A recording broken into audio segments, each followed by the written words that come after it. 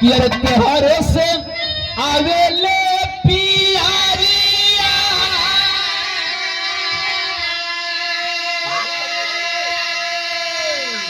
पियरिया लागल झालर पियरिया लागल पियरिया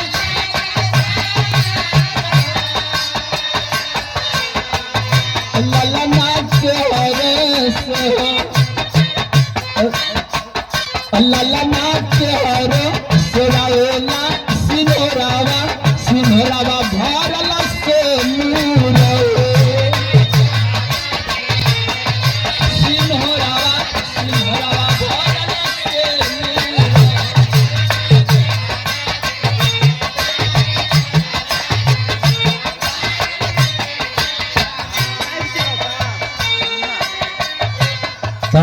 एकर माता बड़ी जवाब दिली का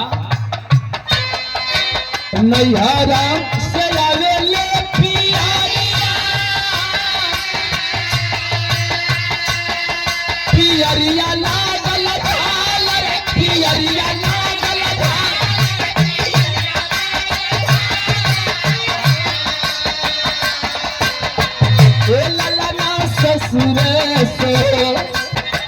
ए ललना ससुर से आवेला सिनोरावा सिनोरावा भरल से मुरवे ललना ससुर सिनोरावा सिनोरावा भरल से मुरवे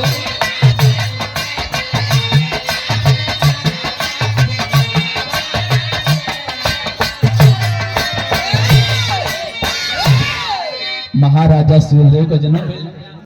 जुग जुग जिया सोला लावा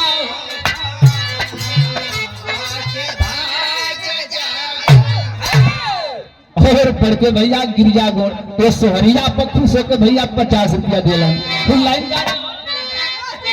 अरे जुग जुग जिया सोला लावा के भाग जागल हो ए ललना लाल होइए कूला वाके ज्योतिया हो भवाना वाके भाग जागल हो ए ललना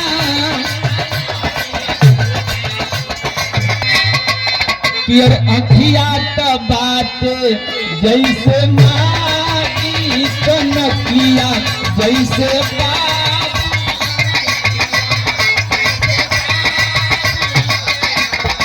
अखिया त बाटे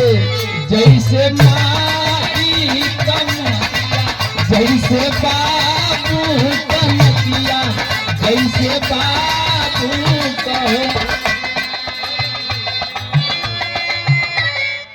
कियर नकिया त बाटे जैसे माई कनकिया जैसे अखिया जैसे ए ललना मुहावा सूरजा वाके ज्योतिया हो भवाना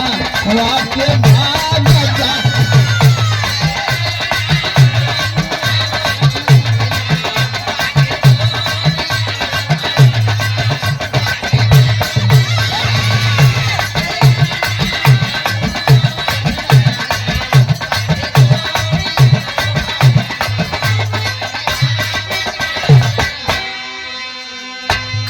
एक लाइन